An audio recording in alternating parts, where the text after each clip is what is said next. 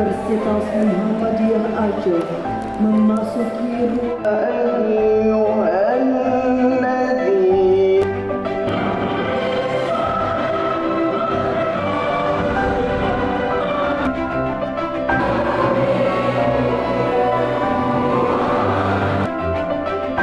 melaporkan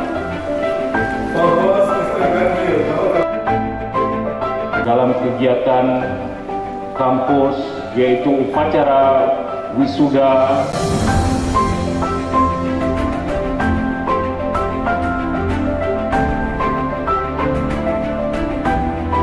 setia alumni Prodi Ilmu Hukum atas nama Dwi Suci Rahmadani dengan IPK